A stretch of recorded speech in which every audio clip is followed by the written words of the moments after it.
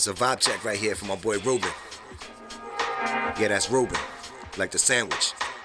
Welcome to my religion, making chess moves in my division. If you hate to love me, baby, then I'm probably Brady. Bo Jack, how they running back after commercial. I don't need no Wade Herschel when I'm coming to verse you. Bury you in the sands, cause I move like a lion. Get precise like I'm Bryce when I start 49. I'm a Viking, I'm a giant, no matter when you be trying to blitz. I got a nickel for every time that you miss. High ballin', get on your notes, cause I'm the coach. I'm present on every coast, the realest shit that I wrote.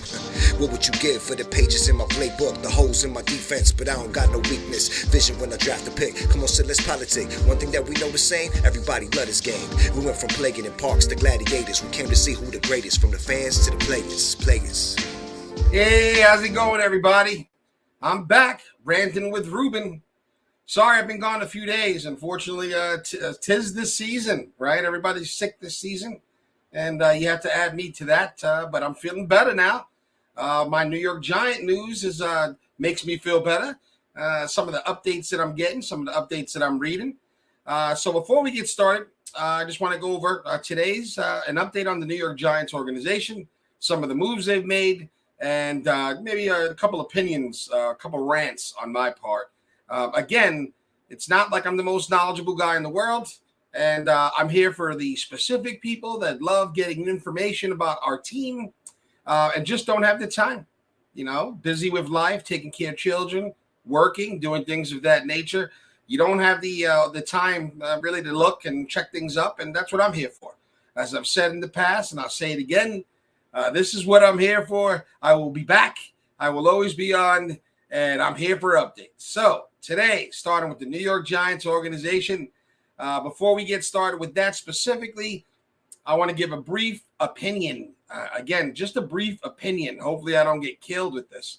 But I'm hearing a lot about Brian Flores and the situation that took place. And I got to be honest, opinion-wise, again, just give you my opinion as a Puerto Rican from Spanish Harlem, again, doesn't mean much, just me, but maybe there's people out there that feel like I do. What happened to Brian Flores, if he did receive a phone call from Bill Belichick indicating that he lost the job, if that really happened, then of course you have to take him for his word. Then that's wrong, no matter how you put it. Who wants to be told at an interview that they're going to have in a day or two, the decision's already been made, and basically you're just coming in for the Rooney Rule. And nobody wants to go through that. That's like being classified as a number. So I get that aspect. I really do. My only question, or I have a couple questions, but my first question would have to be, who in the world on the New York Giants told Bill Belichick our decision? And whoever told him that decision, hopefully the mic's been taken away. Hopefully they're not in the organization anymore, because you can't trust people like that. So let's start off with that. And again, just my opinion. Whoever told that to Bill Belichick, wrong move, man. But again, when I listen to this, I think about how rough the NFL is, basically every sport out there, and how things aren't fair. And to be honest with you, it's just not sports. We all know things are just not fair out there. It depends on how you were brought up, where you're located, different things of that nature. But we're not going to get into that. We're just going to briefly cover it by saying, I think that's wrong. And I think that anyone sitting, in Flores' position, trying to get a job, and sounded like a job that he actually wanted.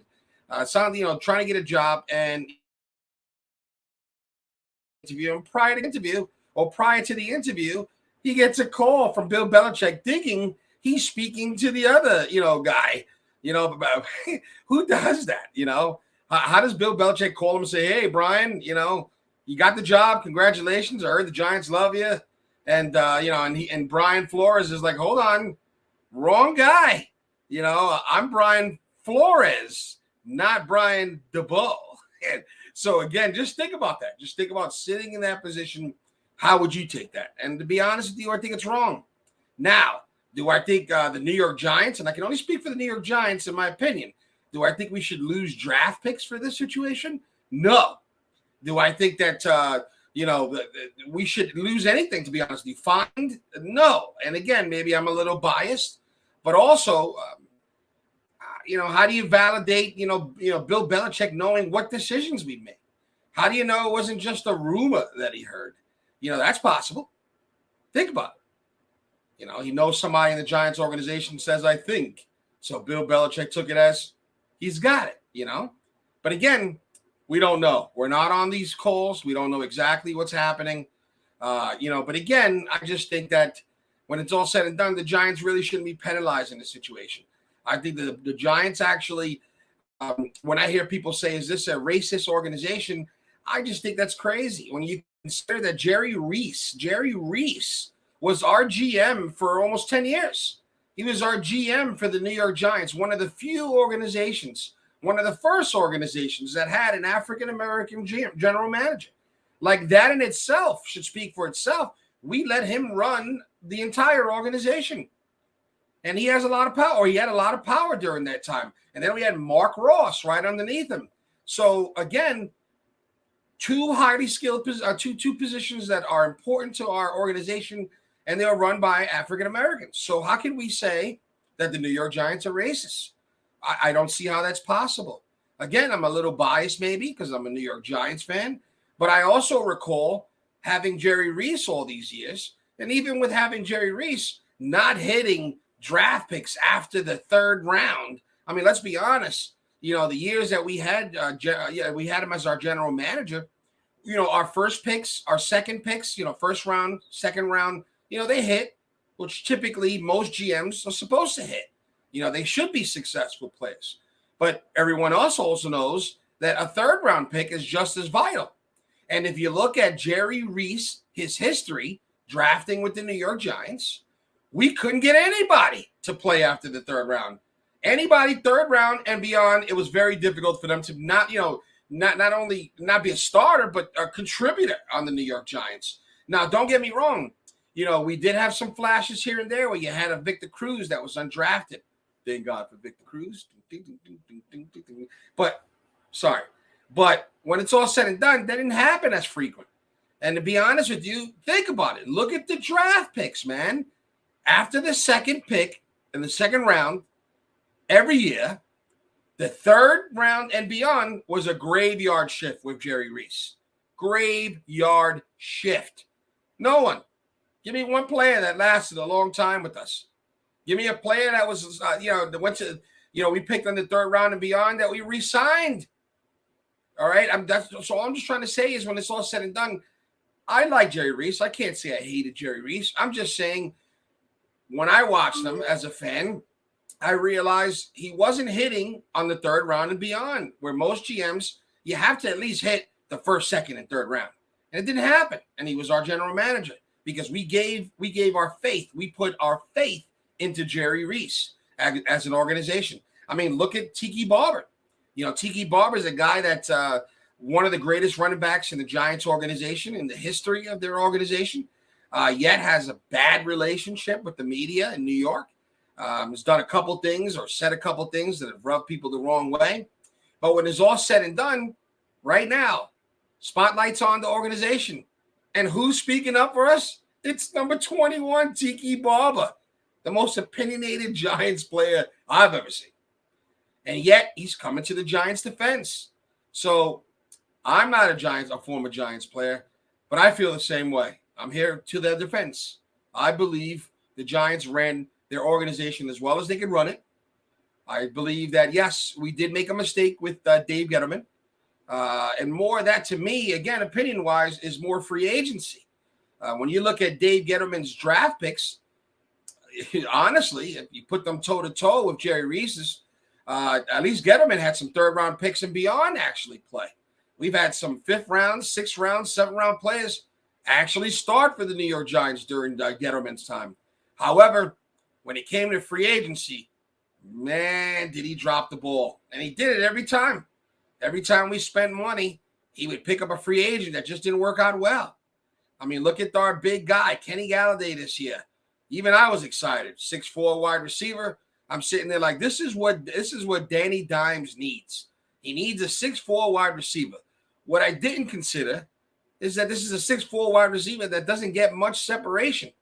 So sadly, unfortunately, Also there was injuries and other things that took place. But Kenny Galladay didn't have a great year, and we gave him over $72 million.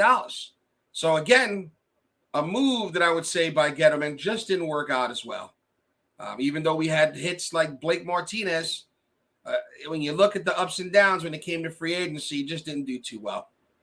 So now we go to today. Today, we start with the new organization that we're building. The Maras and the Tishes said enough. We're going to start from scratch, and we're going to get us a brand new group. So we start out this year looking for a GM. And it wasn't like we went out there and picked any GM. We interviewed at least 7 general managers for this position. And we had some, different races apply. So there wasn't a scenario where, they were like, hey, listen, no one of a minority applied. However, I didn't really see any Puerto Ricans apply, but that's just another story. I'm not going to get into that because that's sad. You can't tell me there's no good Puerto Rican coaches out there in this world. There's just no way. Yet, we didn't get a shot. But again, at least African Americans, they do kind of speak for us in a sense because we are the minority. So I love them too, just like I love whites, just like I love everyone else, I'm just saying in general, I understand their plot, their story. I understand what they go through, so I get it. Again, being a Puerto Rican from Harlem, I get it. But I digress. Back to the New York Giants. So we've now gone on and started, and we have a brand new GM. His name is Joe Schoen. He was the Buffalo Bills assistant general manager, 41 years old. This guy's I would classify as an up-and-coming guy, but they say he's been doing it for a long time. He worked with Brandon Beane, and he turned the Buffalo Bills into a powerhouse. And that's where they are now. During their time there, he's done phenomenal. Now, he's not making the final decisions. Of course, Brandon Beane is. But at least he was able to be part of it and play an integral part in the system. Basically a good general manager, it looks like. Hopefully, we don't know until he goes in there and he sets it up and he shows us through the draft because it's all about the draft. It's draft. But Shane was a former quarterback / wide receiver at DePaul University. Shane was part of the group that selected the quarterback Josh Allen with the 7th overall pick in the 2018 draft. Shane's career began in 2000 as an intern in the Carolina Panthers ticket department. So imagine that. Imagine starting, as a ticket guy. And now, all these years later, you've now been given the keys to the Giants organization. Scary, but exciting, and hopefully something to look forward to. Now, Shane has worked, extensively with the analytics department and football operations and has been described by coworkers as someone who never stops working. So I'm excited about him. I really am. I think Joe Schoen's going to be a great pickup. I'm excited. But then again, I was excited about Dave Gettleman. So, again, as I said, opinion is just an opinion. However, I'm excited about this one. I'm hoping Joe Schoen comes in here and changes the organization.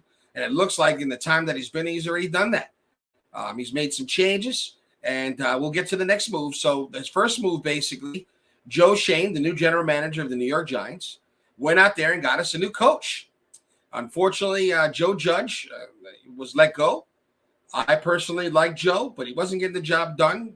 So you got to do what you got to do. And the Maras and the Tishes felt it was time to just blow the whole organization up and start from scratch. And that's probably the best thing to do if you're going to bring in a new general manager. But I digress again. Let's go back. So Joe Schoen comes in here, brand new general manager. And what does he do? He gets the current offensive coordinator for the Buffalo Bills. Ooh, starting to see a trend here. Joe Schoen, Buffalo Bills. Brian DeBoer, Buffalo Bills. Current offensive coordinator, Brian DeBoer. And he worked closely with with Josh Allen. And 2 years he worked with Bill Belichick, and he's worked with so many other good coaches, Sean McDermott, Nick Saban. Really, once you mention Bill Belichick and Nick Saban, that's really it. You don't really have to say much more. He's been around some really good team builders.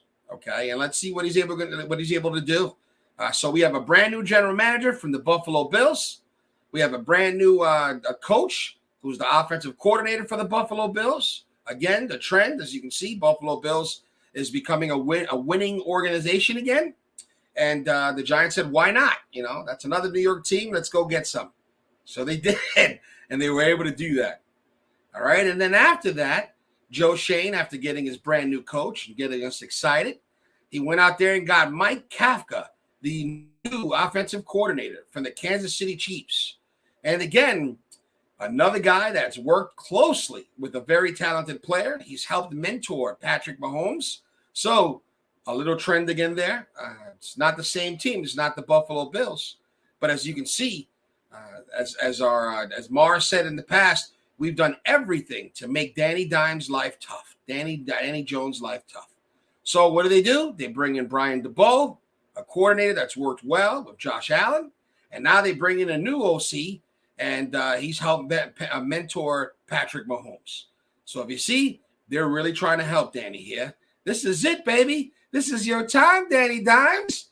You're getting a lot of backup. It's not like you're getting, some player that no one knows about. You're getting some really talented guys that have experience and have worked with some big team builders. So that's exciting. New coach, Brian DeBoer. New offensive coordinator, Mike Kafka. And then, again, other moves that we made, we can go over that. But what's important to me, and this is where I'll end it today, because we've discussed what happened with Brian Flores. We've discussed the new general manager, Joe Schoen. We've discussed the new coach, Brian DeBoer. We've discussed the new offensive coordinator, Mike Kafka from Kansas City. And now, what's to me is really exciting. Originally, we were going to keep Patrick Graham. And I was really excited about keeping Patrick Graham. I thought, hey, you got to keep him. This guy has kept us consistent the last 2 years. Yeah, 2 slow starts 2 years in a row. But by the end of the year, we were a much better defense both years in a row. So I thought consistency and a blueprint that apparently works, because we've had injuries and he still was able to keep us a really good defense, or at least a comparable defense. Not somebody that everybody ran over, okay? But unfortunately, and again, we don't know why, Patrick Graham moved on. He went to the Las Vegas Raiders. You heard it, the Raiders. And we've lost a very good coordinator. And sad to see him go. However, I'm excited. And why am I excited? Because if we're going to get a new defensive coordinator, if we're going to get somebody brand new, I would hope that we get somebody that has experience, right? I would hope that we have somebody that we could look at their past years and go, now that guy's bringing something. All right. If you paid attention the last 2 years, I did talk about consistency with Patrick Graham. And yes, our defense was a good defense. But if you watch, our defense was a give you some space. Everything was bend but don't break defense. Bend but don't break defense, okay? And it was a good defense. And I thought, honestly, it kept us in a lot of games. But if we're going to pick somebody, I hope that we're going to pick somebody that does something different. And what do the Giants do? Oh, my God. I'm so excited, baby. We go out there, we get ourselves a totally different defensive coordinator. Somebody totally, I'm talking about 180 from Patrick Graham. And maybe Patrick Graham had to do that. Maybe he had to do the bend but don't break rule with the players that he had. We're not sure. We don't know where his philosophy came from, okay? And again, I'm emphasizing, I thought he had a really good defense, okay? However, I'm saying to you now, the New York Giants, new general manager, Joe Schoen, goes out there and says, we need a defensive coordinator, like I said, with the experience. And who does he go get? Who does he go get? He gets the man known as Wink Martindale. This guy was the Baltimore Ravens defensive coordinator the last 3 years. You want to talk about 180 difference?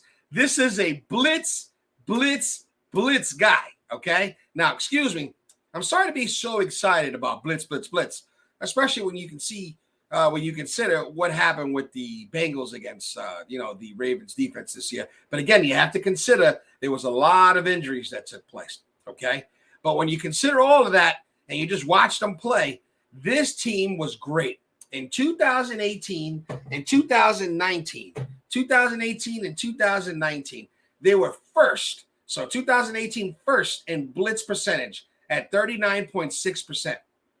In 2019, they were again first at 54.9%. Okay.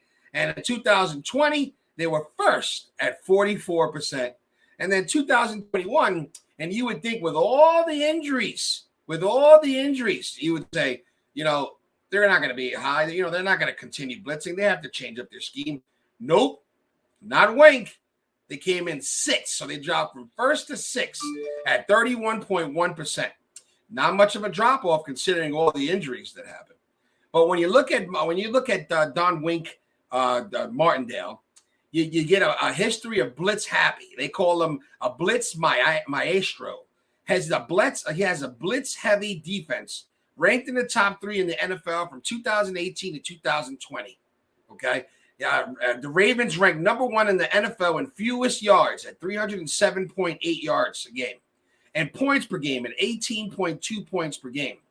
In Martindale's first 3 seasons as the defensive coordinator as the Ravens, as you can see, he made it happen, okay? And he brought the heat. So why am I excited? Because if you live by the sword, you die by the sword. So, if you're a blitz-happy team, you get a really good team out there that goes out there, a good quarterback that can read defenses. Yeah, they can make you pay for that. But his history shows me that he blitzes, and he brings them from all different angles. And he still has a top-ranked defense with injuries or without injuries. So to be honest with you, to go from a conservative bend but don't break defense, and now we're going to have a blitz-heavy defense where you don't know where it's coming from, that's exciting. I'm sorry. It's exciting. When you have to play Dallas, and you have to play Philly, and you have to play Washington 2 times a year, okay? You can't have the same routine. You can't have the same bend but don't break defense because eventually it'll break, okay? And that's what's happened. Our defenses look well on the gram. I've been happy with them. It's not like I hated them. It's not like I wasn't proud of my team. I thought my team did pretty well, okay? However, this defensive coordinator that we're bringing in, Wink, is more of a Steve Spagnuolo guy. It's more of a blitz-happy, get your lunch pail together because today you're going to be busy and your offensive line is going to have to live on a swivel. And that's exciting, guys. That's really exciting, especially if you're a New York Giants fan. That's super exciting. So I just want to tell you guys, I'm not going to, rave and go crazy and say, we're going to the Super Bowl this year. However, I will give you an example. Look at the Bengals. They were 4th. And they're now number 1. They're going to the Super Bowl, okay? They have the 4th worst record in the NFL last year. And now they're in the Super Bowl. So it happens. It's not like it's going to take 3 to 4 years as it used to take. At this point in time, general managers don't have that much time. They'll let you go. Think about it. We've let 2 or 3 coaches in a row go, the New York Giants, after 2 years each time.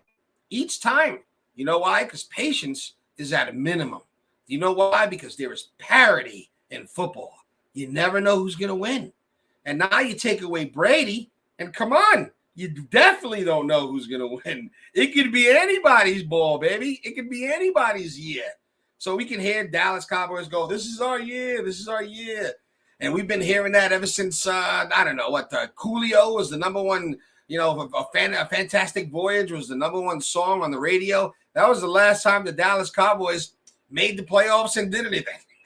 That's how long ago it was. Yet we have to hear them talk about this is our year. This is our year. You know what? It could be ours. It could be the Giants' year. We don't know that yet.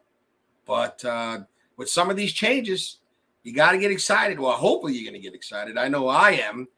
And when you consider a team like the Bengals going, from their position to where they are now, I mean, it gives you hope. Again, doesn't guarantee we're going to make it. Doesn't guarantee we're going to win it all, guys. It's just that after the past couple seasons, we could use some luck. Since 2011, we've been the most injured team in the NFL. And it would be nice for us to stay healthy. And it would be nice for us to draft some players that start and are signed for their second contract. And we have some longevity with some of these players. That would be really nice. We haven't seen that with the New York Giants for a while. And I'm tired of seeing my Giants play for other teams in the Super Bowl. You even got guys like, Eli Apple playing in the playoffs, and he was a first-round pick for us. So hopefully things change for us. And it starts this year, baby. It starts this draft, okay? Giants in the first round with the 5th pick and the 7th pick in the first round. Do we trade up? Do we trade down? Do we stay where we are? I'm not sure. No one knows until that day. However, another exciting reason to watch the draft. To me, I watch the draft no matter what. I love it. I love knowing all the players, whether they play on my team or other teams. But what's important to me is this is the year the Giants have the 5th and the 7th pick. Hopefully we don't go quarterback with the 5th or 7th pick because, again, as I've said in prior videos, I don't anticipate seeing anybody quarterback-wise, QB-wise, that should be going this high in the draft. But, again, it all depends on the general manager. I'm hoping we pick some impact players. I'm hoping we have starters from the 1st, 2nd, and 3rd round, like it's supposed to be. That's what you hire a general manager for. Yeah, you want him to find some gems in the 4th, 5th, 6th, 7th, if possible. But you expect to hit on the 1st, 2nd, and 3rd round. That's what a great GM does. And that's what we need to do. So let's go, Joe Shane. Welcome to the family. Let's go, Brian DeBow. Welcome to the family. Let's go, Mike Kafka. Welcome to the family. And let's go, Don Wink Martindale. Welcome to the family. And remember one thing. Once a Giant, always a Giant, baby. So let's do it. Let's make this our year.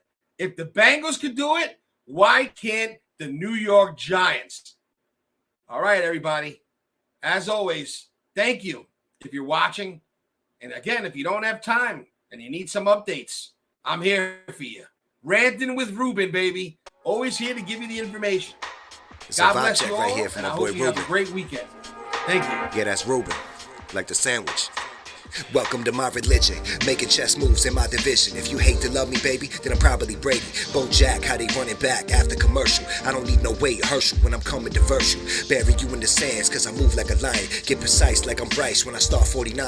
I'm a Viking, I'm a giant, no matter when you be trying to blitz. I got a nickel for every time that you miss. High ballin', get on your notes, cause I'm the coach. I'm present on every coast, the realest shit that I wrote. What would you give for the pages in my playbook? The holes in my defense, but I don't got no weakness. Vision when I draft a pick. Come on, so let's politic. One thing that we know the same, everybody love this game. We went from plaguing in parks to gladiators. We came to see who the greatest, from the fans to the players.